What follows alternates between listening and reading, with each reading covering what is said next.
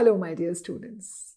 I'm Dr. Vaishaly Bharambe. I've been teaching anatomy for the last 25 years, and every minute has been great fun. Okay, today I'm going to talk about submandibular salivary gland part 2. So that means one lecture has already been done. What have we covered in this lecture? Take a look.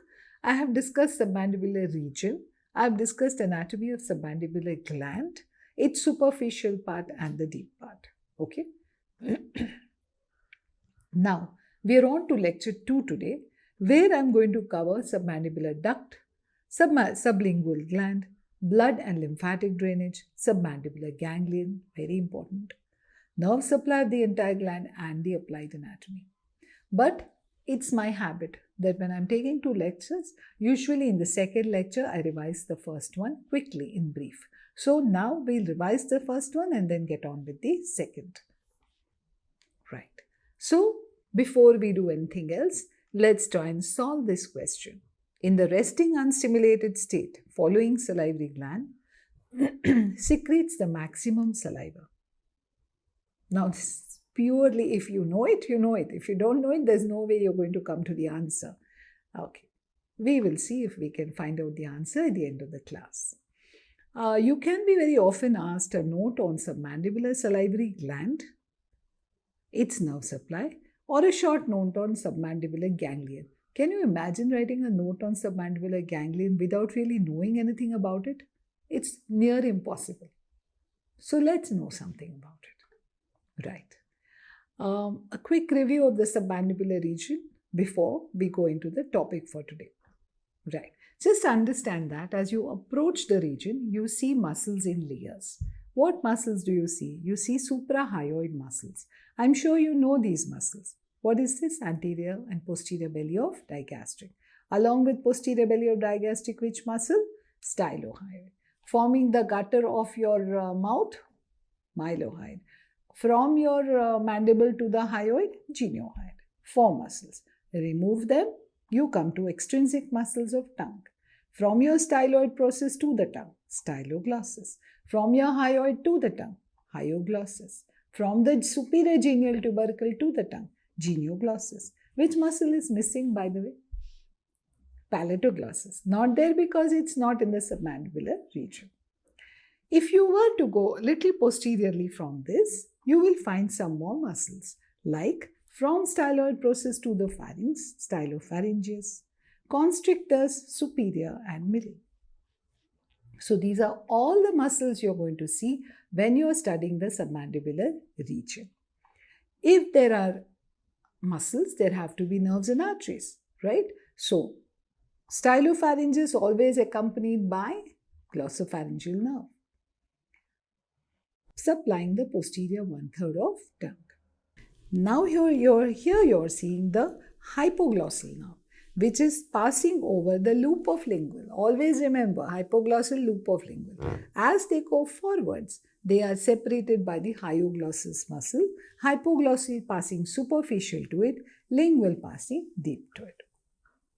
Now, superiorly, you find the lingual nerve, from which is suspended your submandibular ganglion.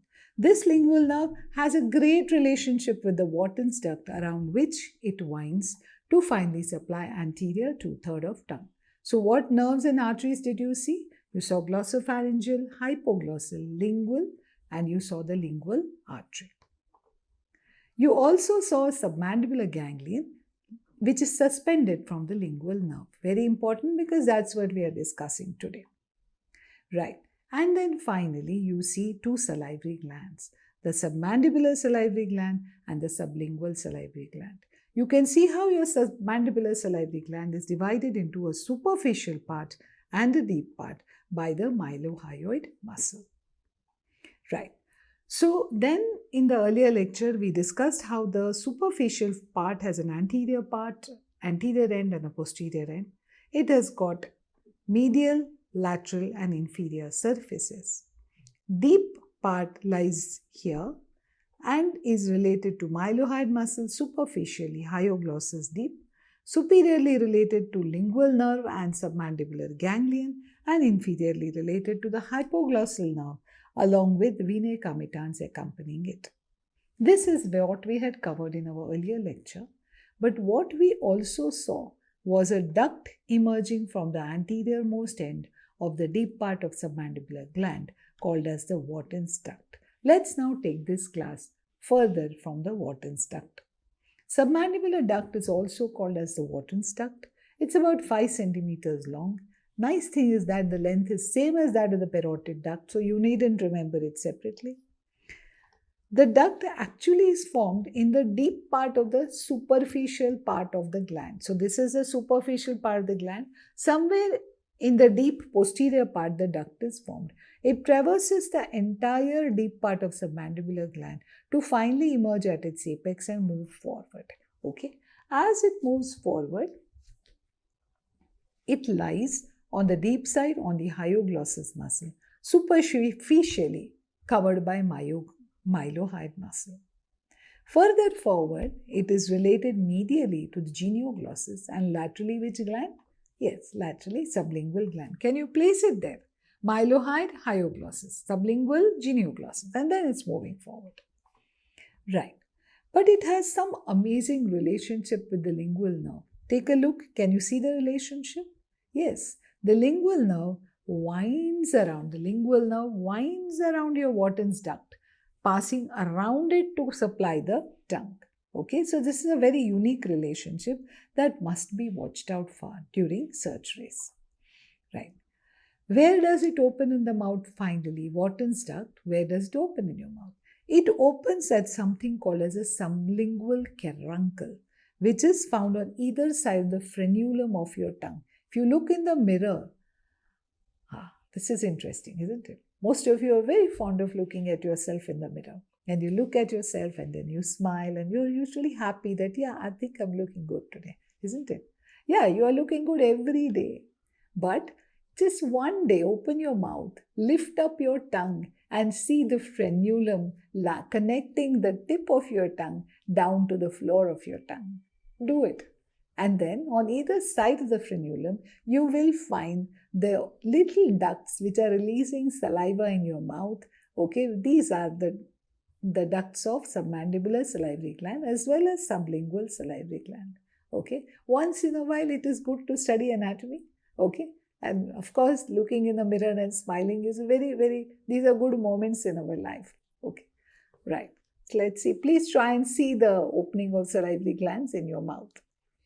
Okay, so as you move forward, you find just lateral to these ductal openings, there are little swellings in the floor of your mouth. These are the sublingual glands found in the sublingual fossa of the mandible. Okay, these salivary glands are smaller. They are smaller compared to the submandibular. They have got ducts that open directly into the Wharton's duct. These ducts are called Bartholin's ducts. And they've got some ducts which are opening directly into the mouth. That means sublingual salivary glands has got 2 types of ducts. One that open into the submandibular duct and ones that open independently into the oral cavity. Why am I giving you all this? Because it comes as an MCQ.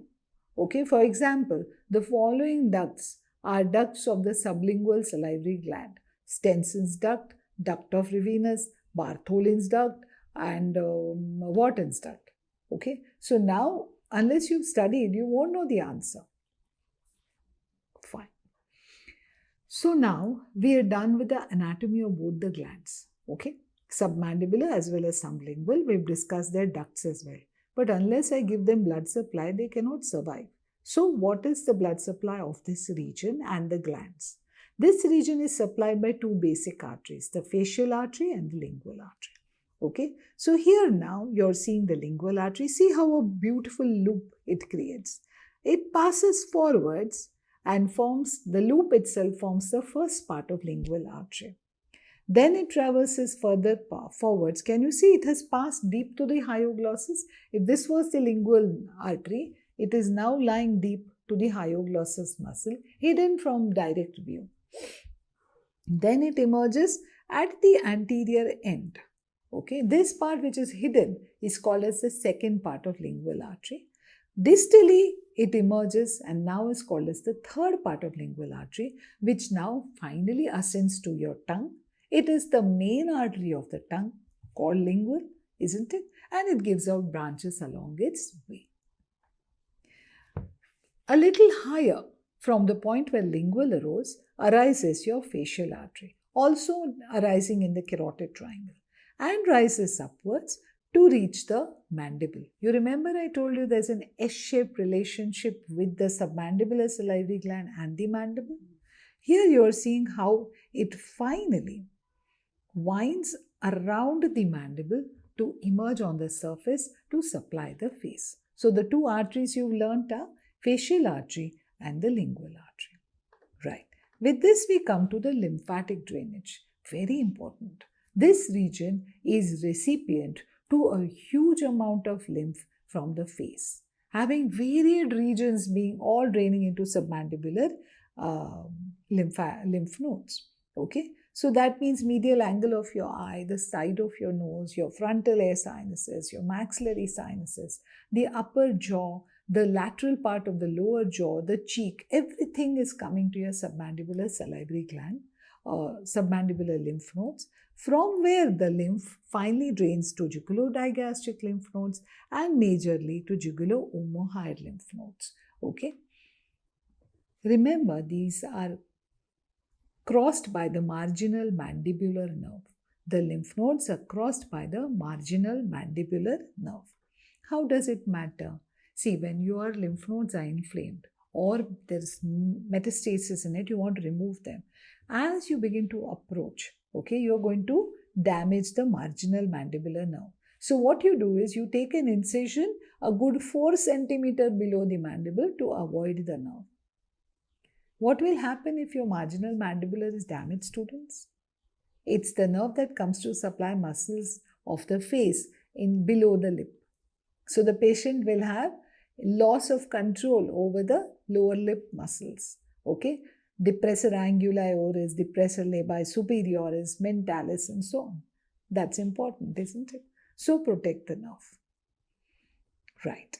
So now we come to the submandibular ganglion, also called as the Langley's ganglion. So we've done the arterial supply, we've done the lymphatic drainage. Let's now come to the nerve supply. Before that, a discussion on submandibular ganglion is very important. Students, I want you to pause. I want you to take some water or maybe get some coffee for yourself, because now I'm taking you into a very important discussion on functionality of your submandibular salivary gland in relation to the submandibular ganglion. Are you okay with this? Okay. So come on, drink some water or have some coffee or whatever rocks your boat, and let's begin. Submandibular ganglion or Langley's ganglion. Students, I'm assuming that this is the first time you're doing a ganglion or studying a ganglion. So I'm going to give you a pattern. First thing you do when you're looking at a ganglion or studying it is ask yourself, what type of ganglion is it? Is it a sympathetic ganglion? Is it a spinal ganglion? Is it a parasympathetic ganglion? In this case, it's a peripheral parasympathetic ganglion.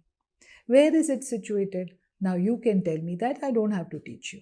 It is suspended from the lingual nerve lying on the hypoglossal. You remember we've seen these images ad nauseum by now.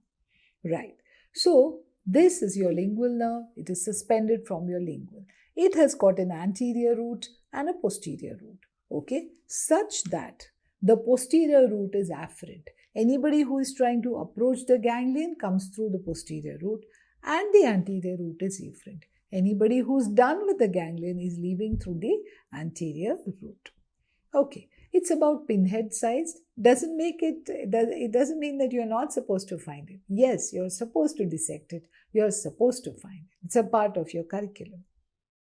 And what are the relations? Okay, so you already know this. Okay, this is just for those of you who repeatedly need mind stimulation.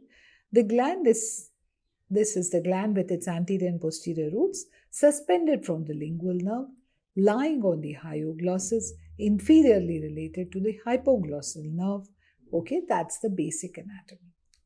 Now let's talk about the important part, the connections. What is the ganglion connected to? It is topographically, that means physically, connected to which nerve? Lingual. Perfect. But functionally, is it connected to lingual? No. Functionally, it's connected to the chorda tympani branch of facial nerve. How? Madam, you are talking Greek and Latin, you're not understanding anything. You will understand. Have faith. Okay? Just remember topographically lingual and functionally chorda tympani branch of facial nerve. Just keep that in your brain. Okay. Now it has got 3 roots. What is the meaning of this? Having 3 roots. That means that there are 3 types of fibers which are going to come into my gland. Okay. Which fibers? Parasympathetic, sympathetic and sensory. Okay.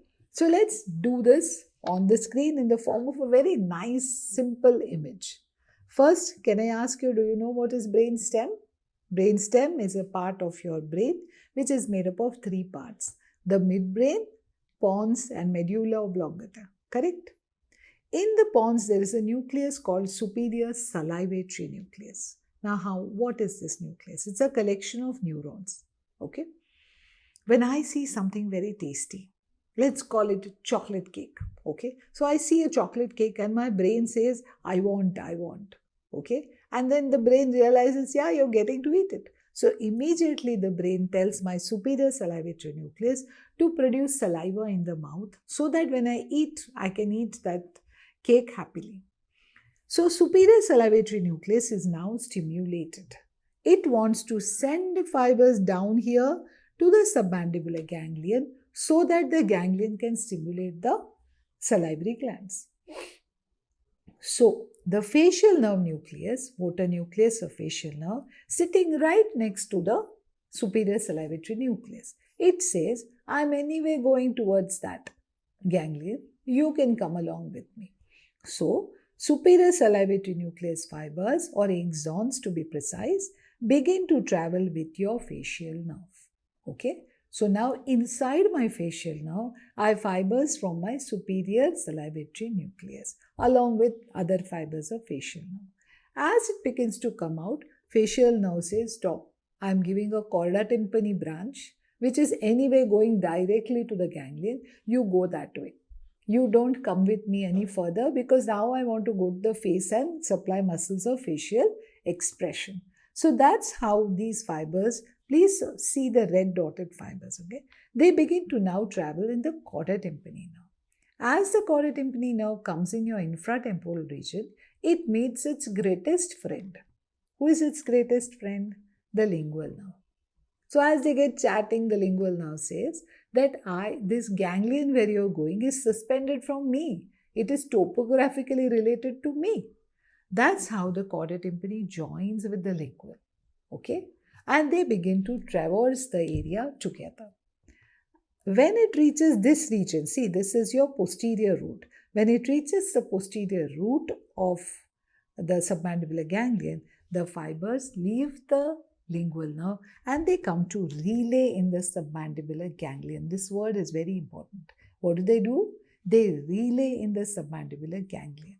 So what happens? These fibers from your brainstem to the ganglion are called preganglionic fibers. They are before the ganglion. Okay? From here now, from the ganglion, you observe there are another set of dotted fibers now going towards the submandibular gland. These are postganglionic. They go to the gland and they stimulate the gland. Okay? Parallelly, some fibers travel through the anterior root. Please observe this. Through the lingual and they go and supply the sublingual gland, stimulating that as well. Now both your salivary glands are stimulated and there is now production of thin watery saliva. What kind of saliva? Thin watery saliva. Okay, let's revise this once. Okay, think cake. I'm very fond of chocolate cake. I hope you're too. So when you think cake, the brain says, okay, produce saliva. Who is stimulated? Superior salivatory nucleus. Axon of this travel with which nerve? Facial nerve. It gives which fiber? Which branch? Chorda tympani. Chorda tympani's best friend is lingual nerve. They travel together. Then it reaches which root of submandibular ganglion? Posterior root. And what does it do once it reaches the ganglion? Relay. These fibers are called as preganglionic fibers. From the ganglion, postganglionic fibers go to my superficial or go to my submandibular gland, and some of them pass through anterior root and lingual to the sublingual gland, causing what kind of saliva? Thin, watery saliva. Got it up till here? So that's one route. Okay. Let's talk about the sympathetic route. You know that these are both autonomic nervous system, isn't it? The sympathetic root fibers begin at the level of T1 level of spinal cord. From here, they ascend upwards and relay in the superior cervical ganglion. Okay. If they are before the ganglion, what should I call them? Preganglionic. Correct? Now, from here, postganglionic fibers travel forwards by forming a plexus around the facial artery. Please see it. It's drawn there. These fibers which are after the ganglion are called as postganglionic. Please follow the dotted black lines. Okay. So, as they reach the ganglion, they don't want to relay there because they've already done the relay. Where have they relayed? The superficial cervical ganglion. They've relayed there. So, from here now, these fibers traverse without relay to the submandibular salivary gland and through the anterior root and lingual nerve to the sublingual salivary gland, stimulating these glands to produce thick mucoid saliva. The saliva that you have in your mouth is a balance between this thick saliva and that thin saliva which was produced by the parasympathetic ganglion. Okay, so let's revise this once. Starting at the level of T1, relaying in the superior cervical ganglion are the preganglionic sympathetic fibers. From the superior cervical ganglion, postganglionic fibers begin forming a plexus around facial artery. They reach the ganglion. Do they relay? No.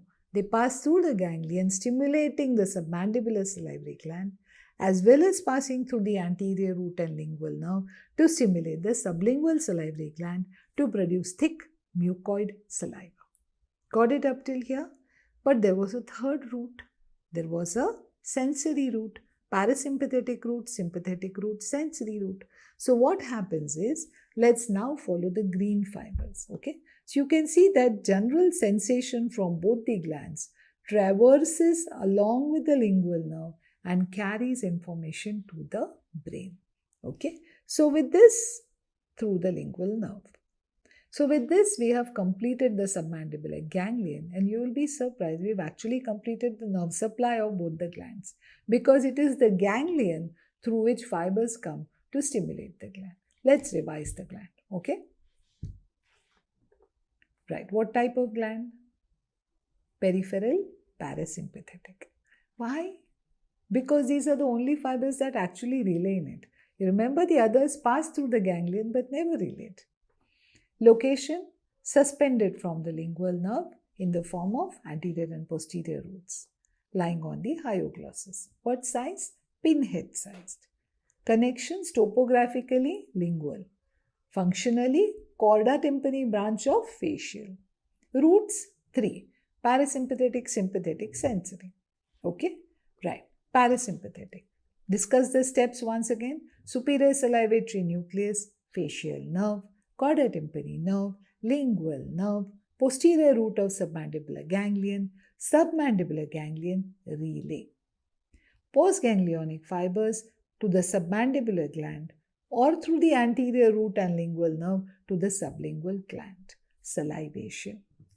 What kind of salivation? Thin, watery salivation. Similarly, discuss your sympathetic. T1 level of spinal cord.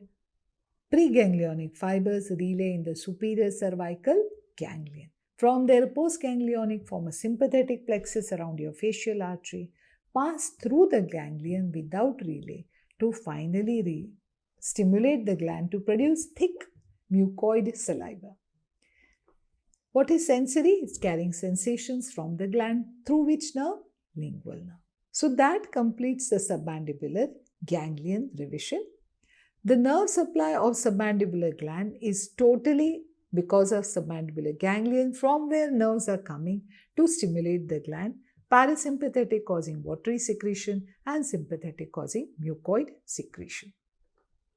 Right. So with this, we complete the topic of submandibular salivary gland as well as region, but there is still the very important applied anatomy.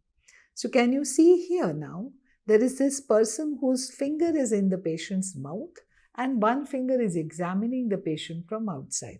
This is called bimanual examination of submandibular gland. This can help you to feel both the deep part, which is felt with the inner finger, and the superficial part, which is felt with the outer finger.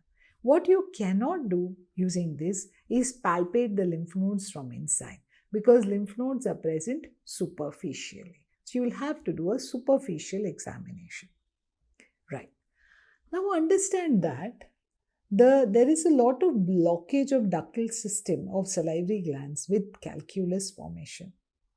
So, but what we see is that, because in parotid also I discussed stone formation, but it is the tendency to have this calculus formation is highest with the submandibular salivary gland. Why is that so?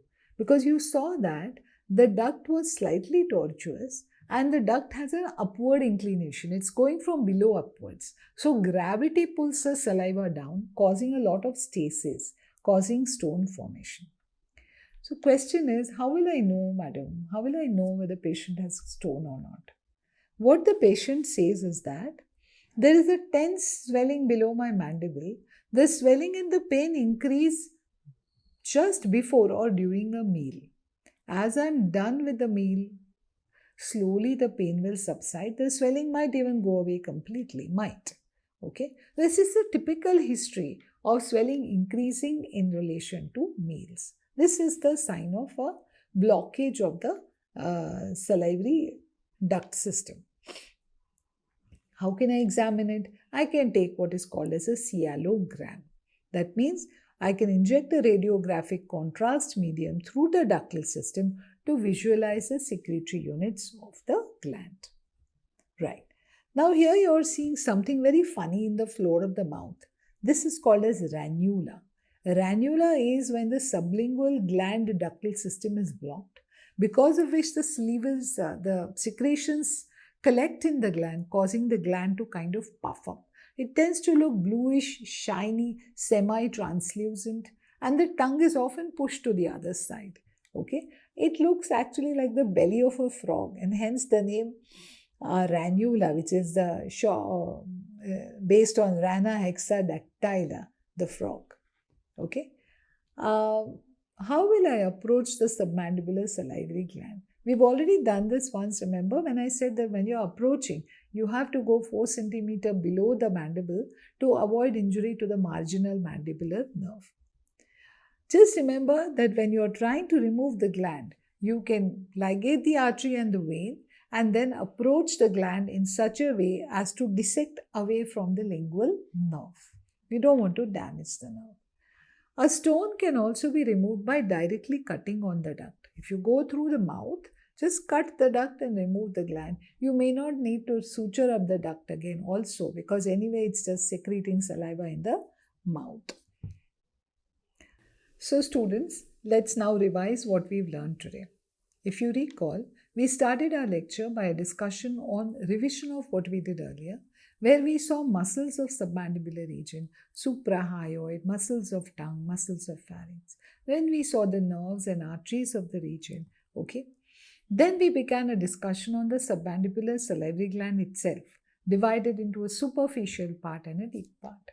Then we discussed the parts of submandibular superficial part and discussed a little bit of anatomy of deep part. Then we came to lecture which was taken today under today's topic, where we discussed submandibular duct, sublingual gland, blood supply including which two arteries? Facial and lingual, lymphatic drainage and applied anatomy of submandibular salivary gland. Then we discussed in detail the submandibular ganglion. Now here I want you to revise till you get your concepts really clear about the ganglion. If you have problems, please put it in comment section. I'll be there to help you out. Okay. Then finally we discussed the applied anatomy. Okay. So if you really understood, then let's see if you can solve the MCQ. Stenson's duct drains the following gland. Sometimes MCQs really are easy. I'm sure you know the answer to this, so let's not bother about this one. Sometimes MCQs are easy, good for us. The next one. A patient came with an enlarged submandibular lymph node. You can see a patient with an enlarged lymph node. Which option best describes the possible site of infection? It is hard palate? Yes. Is it hard palate and upper lip? Yes, because both are drained by submandibular gland, lymph nodes. Is it hard palate, upper lip, upper incisor? Yes. Yet I am putting a mark as wrong there. Okay, I'll explain it to you. And then finally, hard palate, upper lip, upper incisor, lower lip, lower first molar. Now, this option best describes the possible source of infection and therefore is the correct answer. Think about it. With this, I end my class on 2 classes on submandibular salivary gland and submandibular region. Please go through them once, go through them again if required, revise till you get your concepts clear. Pay special attention to the ganglion, which comes as a note. So students, I, as usual, enjoy taking this class. I hope you did too. My advice to you is, don't just wish for it, work for it. Sweet and small, but when you wish for something, don't just wish it. Be ready to work to achieve what you wish. Okay, thank you students. See you across the screen in some other video. Okay, bye.